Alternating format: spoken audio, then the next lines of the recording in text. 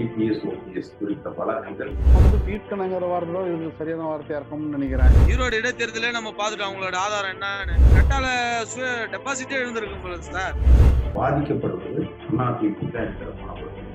ஆனா நம்ம ஊடகங்கள்லயோ களத்திலேயோ இன்னும் நம்ம ஏற்றுக்கொள்ள முடியல. தொண்டர்களாகிய நாமளும் அதுக்கு பலமா போகும். அந்த உரிமையை நம்ம கேட்கிற அந்த லைனுக்குள்ள நம்ம வந்துடுறோம். நீதிமன்றங்கள் நடவடிக்கைகள்ல நம்ம தான் இதை முதல்ல ஃபைல் பண்ணோம். இவங்களா தேர்ந்தெடுத்துக்கிட்டாங்கன்னா எப்படி இது தலைமையை முடிவு பண்ண முடியும்? நாங்களாம் ஓட்டு போட்டு தானே தீர்மானம் பண்ணணும் யார் தலைவர்ங்கிறத.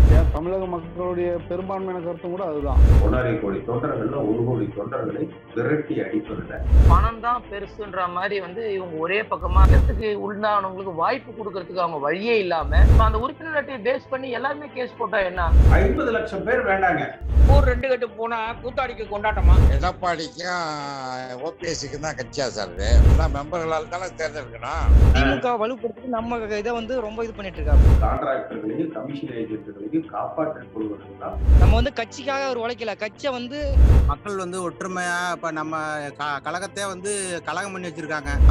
அம்மா வழியும் புரட்சி தலைவர் எம்ஜிஆர் வழியிலையும் நம்ம வழி நடத்தி செல்லணும். கட்சியை கைப்பற்ற குறித்து அதன் மூலமாக தங்கள் கட்சியெல்லாம் உடைச்சி தூள் தூள் ஆக்கிட்டாங்க ஐயா. இனிமேல்ட்டு யார் ஒரு தலைமை நல்ல முதல்ல தலைமைகளை முதல்ல தேர்ந்தெடுக்கணும். எல்லாத்துக்கும் பொதுவானதா இருக்கணும் சார். கடைக்கோடி தொண்டை கூட பொதுச் செயலராக நிக்கலாம் சார். புரட்சி தலைவர் இருந்த அளவுக்கு இப்ப கட்சி ஒரு நிலைப்பாட்டெல்லாம் இல்ல. லஞ்சம், ஊழல், சாதி, மதம் இதுகளுக்கெல்லாம் அப்பாற்பட்டு சரியான தலைமையை தேர்ந்தெடுக்கணும். தொண்டர்களால் தேர்ந்தெடுக்கப்பட்ட தலைமை தான் நமக்கு தேவைங்க. இப்போ எங்களால தாங்க முடியல. அவர் ஒரு டக்குனு முடிவு எடுத்தா தொண்டர்களை அவர் நம்புவாங்கல்ல. சாதி அளவுல தாக்கத்தையும் பிளவுகளையும் உண்டாக்கிட்டு இருக்கிறாங்க.